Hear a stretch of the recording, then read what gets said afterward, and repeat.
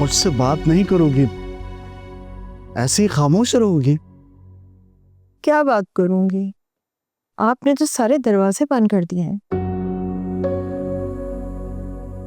और बात करने के लायक कुछ छोड़ा ही नहीं।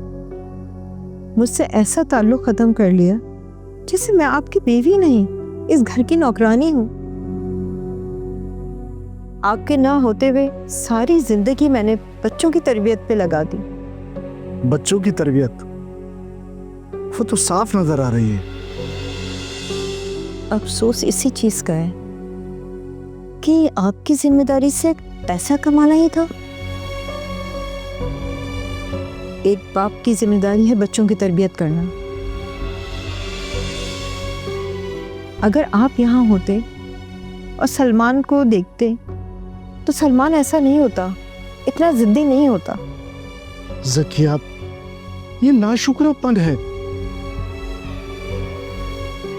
दुनिया की तमाम आसाइशें देने के बाद भी तुम मुझ पर इल्जाम लगा रही हो। मैं इल्जाम नहीं लगा रही, आप समझ नहीं रहे हैं। आप किस तरह का रवैया अख्तियार करे हुए मेरे साथ। अगर आपका रवैया नॉर्मल होता तो मैं आपको सब कुछ बता देती कि सलमान यहाँ पे क्या कर रहा है। सिर्फ आपके डर और खौफ की वजह से नहीं बता पाई। ज़किया, ये कोई एक्सक्यूज नहीं है।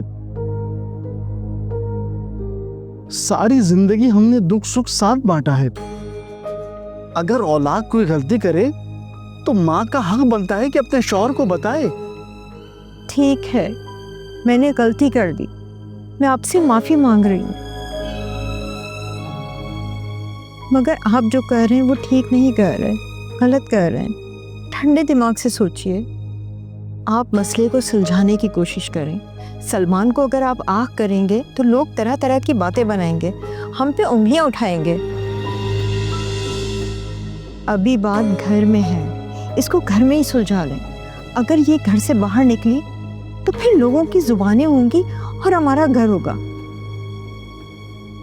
जो नहीं भी बोलता ना, वो भी बोलेगा। जिसमें बात करने की जरूरत नहीं है वो भी बात करेगा। मुसम्मिल, प्लीज रुक जाइए। ठीक है, मैं तुम्हारी बात मान लेता हूं। मुझे नहीं लगता कि वो तुम्हारी बात मानेगा। वो इतना बिगड़ चुका है कि वो इस बदतमीजी से बाज नहीं आएगा। इससे पहले उसने कौन सी तुम्हारी बात मानी है जो अब मानेगा? मैं गारंटी देती हूँ वो आपकी बात भी मानेगा और जो आप कहेंगे वो करेगा। अगर उसने तुम्हारी बात नहीं मानी तो फिर मैं वही करूंगा जिसका मैंने फैसला किया है। ठीक है, जब तक आप गुस्सा नहीं करेंगे, प्लीज। ठीक है, उससे जाके बात करो। उससे कहो कि मुझसे माफी मांगे।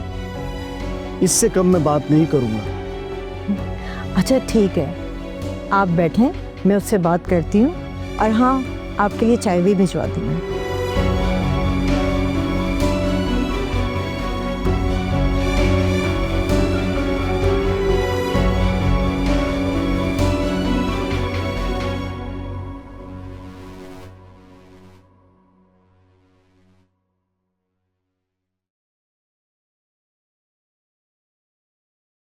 शायद अजरा ठीक कह रही है। मुराद इतना तनख होकर बात क्यों कर रहे हैं? ऊपर से वो समन आई हुई है।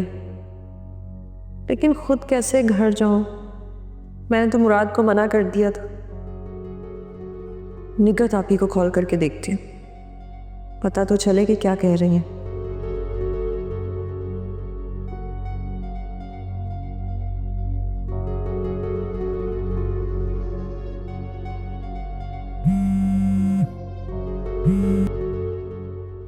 हेलो सारा, कैसी हो तुम? कब आओगी ये बताओ।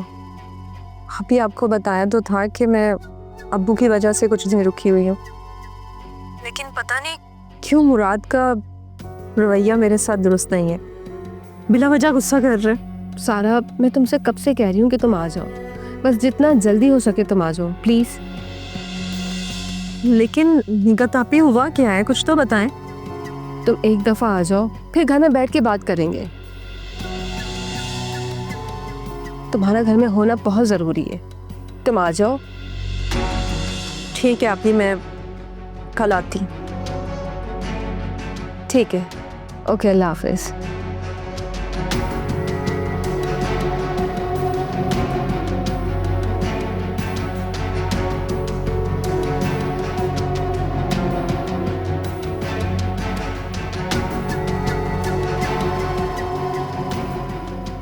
क्या हुआ है अम्मी, क्यों सलमान ने पूरे घर में शोर मचाया होगा?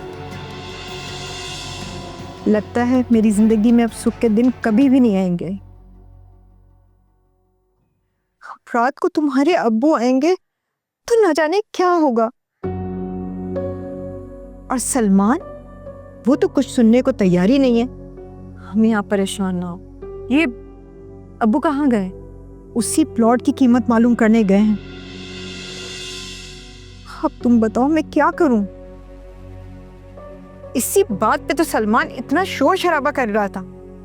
मजाल है जो उसने कोई भी बात सुनी हो।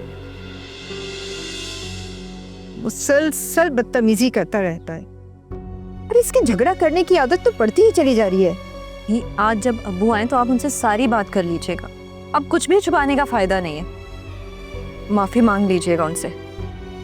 अरे इस उम्र में माफी मांगती हुई मैं अच्छी लगूंगी क्या? हमें इसके अलावा और कोई हल भी तो नहीं है।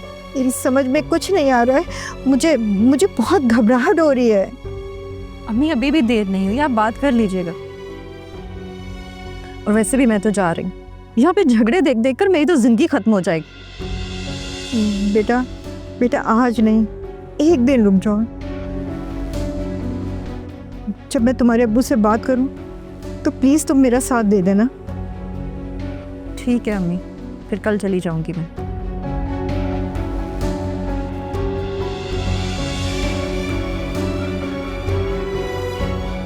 अज़रा सही कह रही है, मुझे अपने घर को देखना चाहिए। मैं यहाँ रहकर इनके मसलों में क्यों उलझ रही हूँ?